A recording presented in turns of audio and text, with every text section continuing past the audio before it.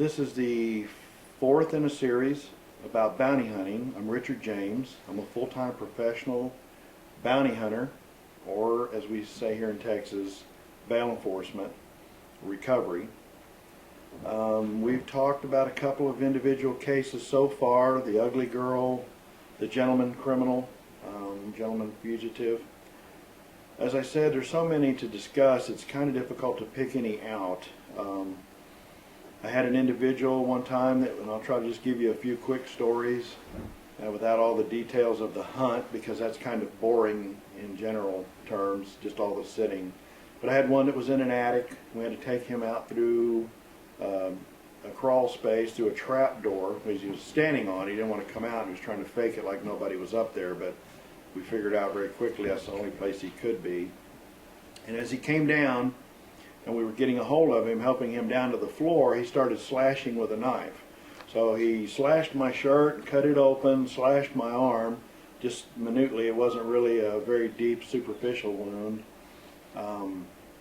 We had to wrestle him to the floor.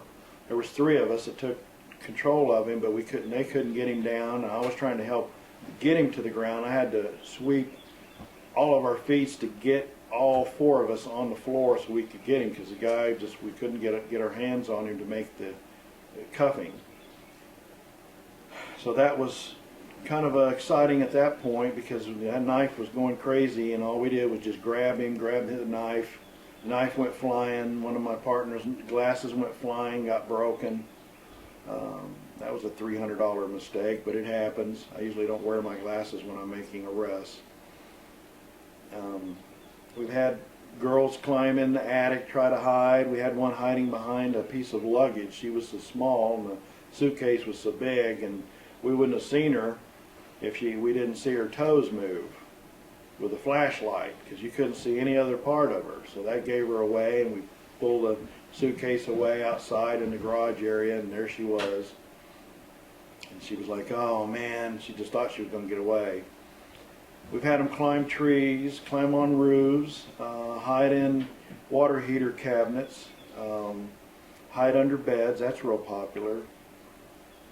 Had a case one time. There was a drug house. We had the individual we wanted, and the house was full of people doing drugs and selling drugs. And the guy we wanted, he had previously had friends help him take the sofa and actually hollow it out from the underneath. So when you look, nobody would sit on it because it would collapse. But you could look at it and it looked like a normal sofa. So I moved the sofa. We had an informant who said he hides in the sofa.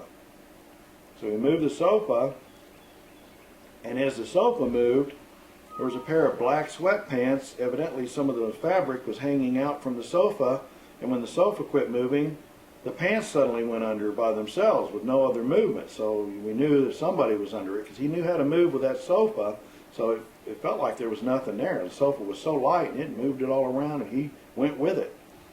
So I lifted the whole sofa up, and there he was, and he was all mad because he thought that was going to be a good hiding place forever. So we took him in, and he had to face charges for the drug deals and all the paraphernalia, and he also had jump bonds, so he had that charge. That was pretty interesting. Of course, we had people all around us in the house, and they were smoking, doing whatever they do with their dope. And there was a couple of them decided to get interested because they didn't want us to get their buddy. It doesn't take long for us to explain to them they need to pay attention to what they're doing, leave our business alone. And they generally want to comply because they don't want to get shocked or pepper sprayed. Had a guy hide on a boat once at the lake, Percy Priest Lake up in the Nashville area. He was hiding on a houseboat, and that was kind of difficult because there was a cubby hole. It was really hard to tell where it really was unless you knew the series of boat, and I'm not much on houseboats. Finally figured out, because we knew he was on there. We'd seen him go in, but we knew he hadn't jumped. So we eventually found the hiding place, took him out of there. I've caught some of the most wanted for the TBI, some of Bexar County or San Antonio's most wanted. I had the Lover's Lane murder, the girl that was dubbed the Lover's Lane murderer. She assisted in luring somebody out into a field that they were supposed to rob, and her buddies jumped out to do the robbing and instead killed the guy. And of course, when they got caught, they turned on her and said she was the mastermind. She was simply the bait and didn't know what their plans were. So we had to arrest her twice. Just a bad set of circumstances. She might have been innocent. Maybe she was only innocent of the capital offense, but she got hit with that by the DA's office and had to plead guilty to get life in prison and only do 30 years, because if she would have fought it, she'd have got the death penalty, and they felt that they could win. So she didn't want that because she'd lose out. So she pled and took the life sentence with a 30-year cap on it. She'd get out in 30 years. She was 27 at the time, so she'll be out when she's 57. So I think she's got about 25, 26 more years to go. That's a hard lesson for a little bit of money. Oh, let's see. We've had a lot of different people that we've had high-speed chases. We've raided meth houses, meth labs out in the country. We busted in on crack houses, found all kinds of drug money, turned it in. We don't get to keep any of that. Of course, we find drugs. When we do, we have narcotics from the local departments come out, excuse me, and they'll take possession of that because we can't take it. Excuse me. But if we do, of course, now it's our drugs, and I don't want that charge because it's not mine. Oh gosh, they're just so hard to figure out anything else. They just time after time, everyone's different.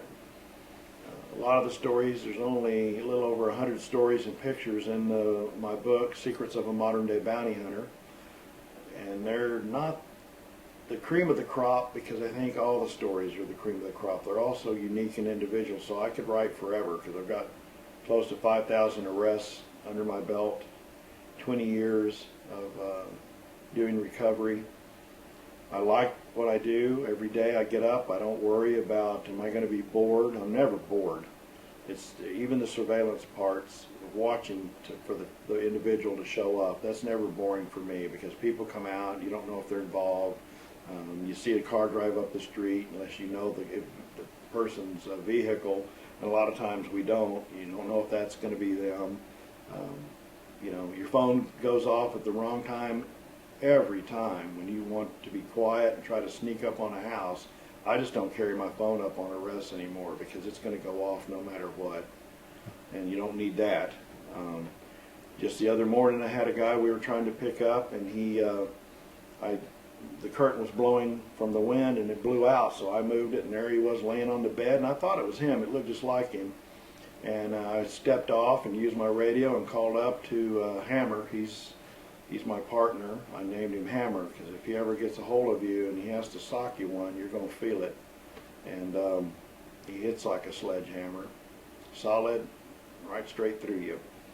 Anyway, I called up to him. I said, I got a guy back here in this room. He's laying on the bed asleep. He said, I think it's our guy. He goes, well, look again. I looked a second time. He was still asleep. I stepped back off. I had my radio down.